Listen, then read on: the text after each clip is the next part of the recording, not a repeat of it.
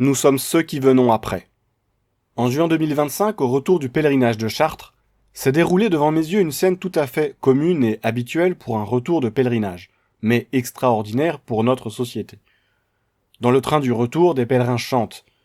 Pour ces pèlerins, l'expérience en est autant ordinaire que traditionnelle. J'ai vu cette scène 25 fois. Mais cette fois-ci, j'ai réalisé quelque chose que je souhaite vous partager, alors que nous sommes à quelques heures du départ du pèlerinage de cette année 2026. N'oubliez pas de vivre.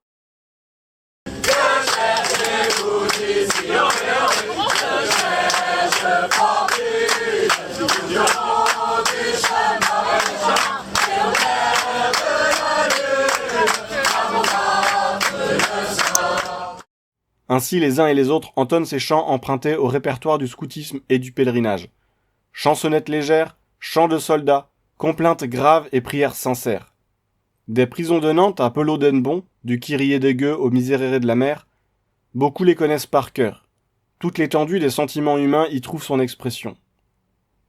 Il se trouve que 2 mois plus tôt était sorti le jeu vidéo clair-obscur Expédition 33. Issu d'un studio français et succès commercial international, il avait aussi trouvé ses détracteurs très ennuyés de son esthétique franchement franchouillarde, un environnement urbain inspiré du Paris de la Belle Époque, et des personnages et accoutrements assumant sans rougir certains clichés français. Les noms des personnages sonnaient français. Gustave, Maël, Lune, Renoir. Cela a déplu à une caste qui considère comme suspecte de telles manifestations. L'univers imaginaire de ce jeu vidéo est affecté d'une catastrophe, et chaque année, une génération de ses habitants disparaît. Chaque année, une population plus jeune disparaît. La génération qui est née après est effacée, gommée chaque année après la génération qui est née avant elle et qui a été gommée avant elle.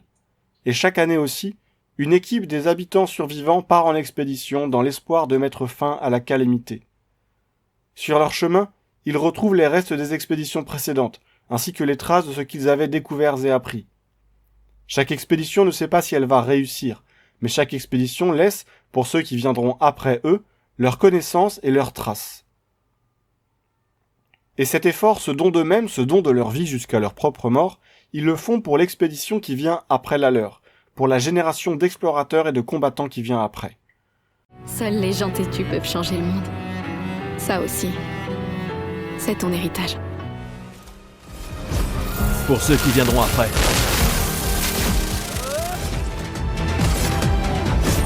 Pour ceux qui viendront après. Pour ceux qui viendront après.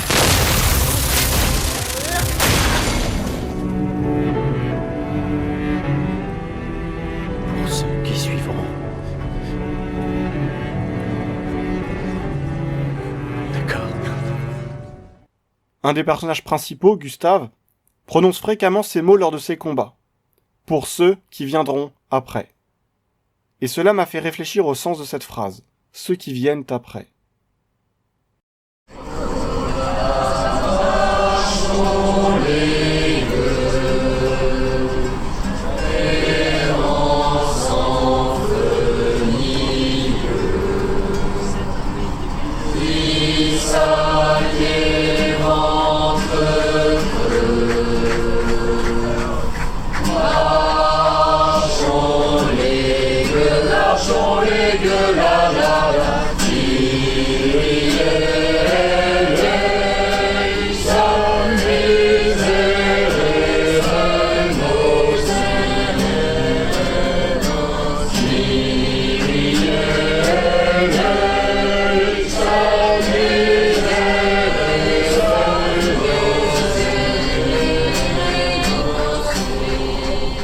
Je prépare depuis quelques années une vidéo sur le sujet du mémorial, et je me suis donc intéressé aux monuments mémoriaux des guerres mondiales qui habitent nos villages et qui égrènent la liste de nos pères morts sur le front.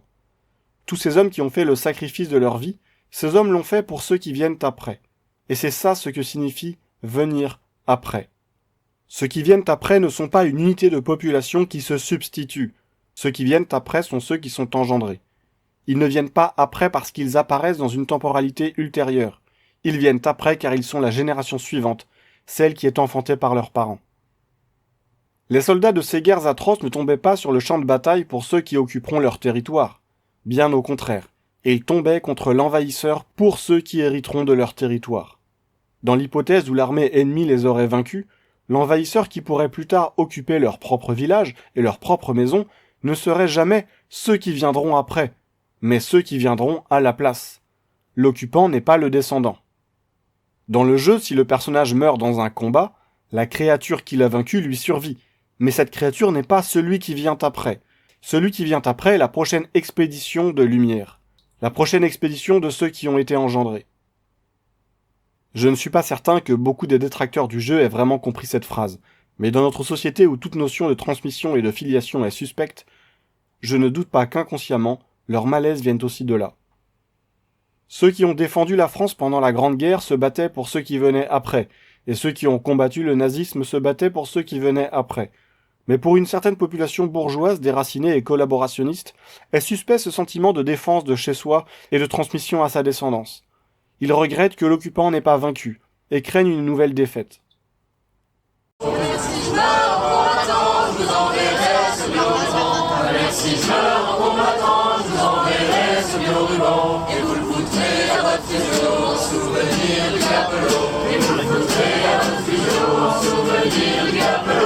Mais revenons à ce spectacle de cette jeunesse chantant joyeusement dans le train.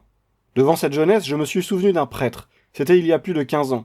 Il était professeur dans un séminaire diocésain, et il avait qualifié la paroisse où j'allais à la messe de « Vieille France ». J'avais trouvé cela très curieux et hors de propos, car comme dans les paroisses et autres chapelles où est célébrée la liturgie traditionnelle, la moyenne d'âge est probablement inférieure à la moitié, sinon au tiers de l'âge de ce prêtre. Ceux qui fréquentaient cette paroisse étaient littéralement la nouvelle génération, la nouvelle France, celle qui vient après leurs parents, celle qui vient après ce prêtre. J'avais aussi repensé à la phrase étrange du pape François, qui avait comparé l'usage dans la liturgie d'ornements manufacturés au fait de conserver des vieilleries pour faire plaisir à sa grand-mère. Il y a toute une génération de prêtres, désormais très âgés, sinon déjà enterrés, qui semblent ne pas avoir vu les générations qui venaient après la leur. C'est comme s'ils avaient voulu laisser comme héritage de n'avoir aucun héritage et qu'ils s'étonnaient que la transmission s'était faite malgré eux.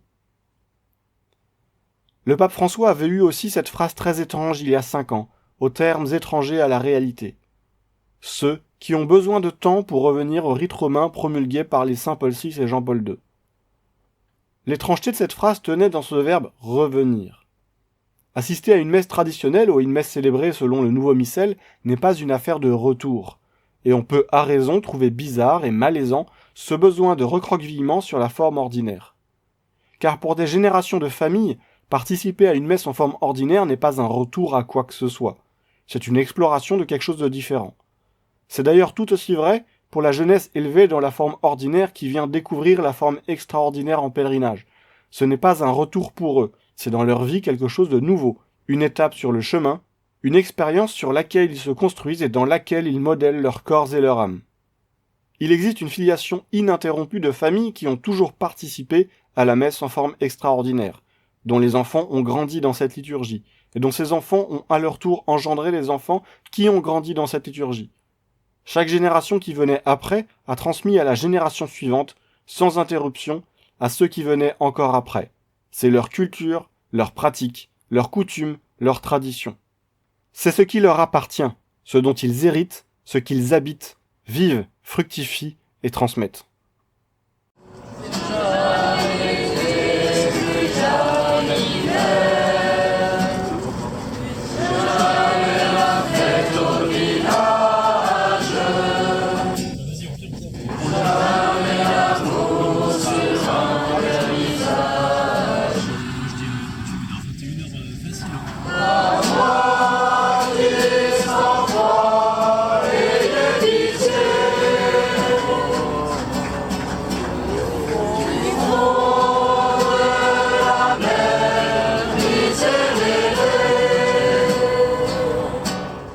Je marcherai ce week-end de Pentecôte mon 27e pèlerinage de Chartres.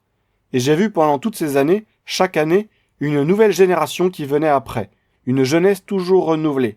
Cette jeunesse est joyeuse, prête à l'héroïsme qui l'attend, mais cette jeunesse avance aussi dans un monde qui lui est de plus en plus hostile.